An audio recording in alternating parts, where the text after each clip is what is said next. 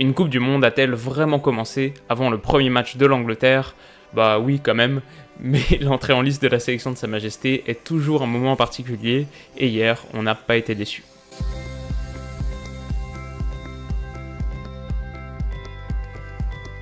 Yo les amis, j'espère que vous allez tous très bien. Après avoir parlé de la Belgique ce matin, on enchaîne. Et si mes calculs sont bons, cette analyse anglo-tunisienne devrait sortir quelques minutes avant le coup d'envoi de Colombie-Japon.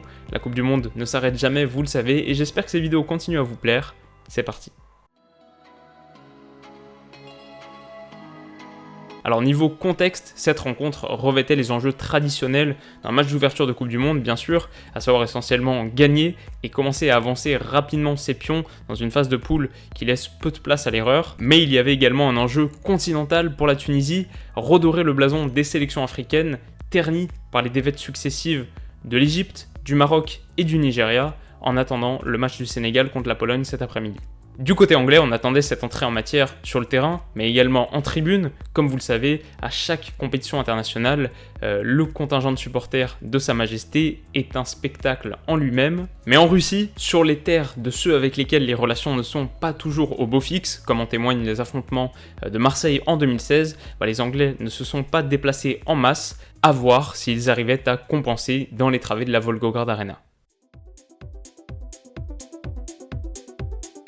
Quoi qu'il en soit, c'est bien du terrain qu'est venue la première surprise, et plus précisément de Southgate, qui a choisi de mettre en place un 3-5-2 qui, on va en parler très vite, a eu l'effet escompté. Au bout de 11 minutes, Kane bondit sur un ballon relâché par Mosassen pour ouvrir le score suite à un corner, et les Three Lions lancent idéalement leur mondial. Du côté tunisien, c'est un scénario catastrophe qui les voit perdre quelques minutes plus tard sur blessure leur gardien titulaire, remplacé par Ben Mustafa. Mais les Aigles de Carthage laissent passer l'orage et contre le cours du jeu, ils reviennent dans la partie suite à un penalty provoqué et transformé par Sassi à la faveur d'un contact avec Walker qui ne fait pas preuve d'un grand discernement sur l'action. La mi-temps est sifflée sur le score de 1-1 et c'est un petit miracle pour la Tunisie qui a vu son but assailli par des Anglais volontaires, percutants mais péchants à la finition.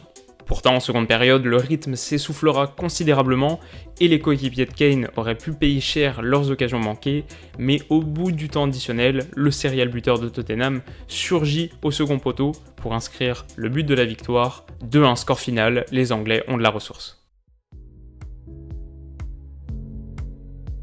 Et alors mon premier enseignement concernera ce 3-5-2-5-3-2 dessiné par Southgate qui a porté ses fruits surtout sur les côtés.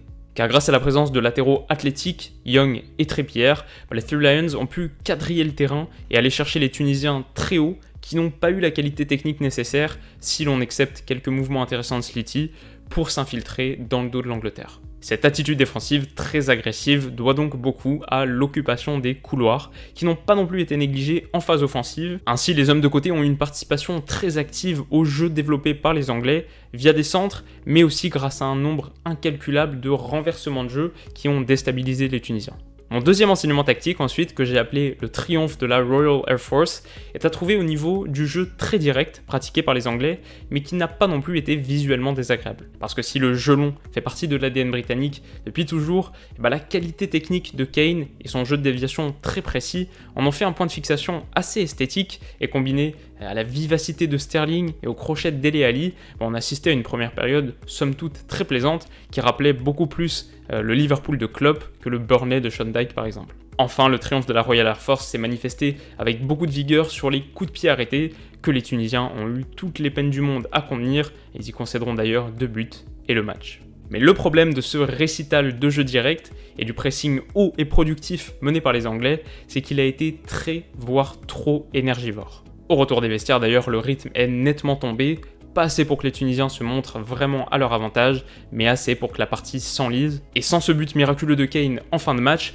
cette première période enthousiasmante aurait pu se transformer en la mi-temps de tous les regrets, tant les occasions ont été nombreuses comparées à la seconde. Mais finalement, tout est bien qui finit bien, les Anglais ont pu faire la sieste, et la logique de cette rencontre a été respectée parce que les Tunisiens ont montré trop peu pour espérer obtenir un point.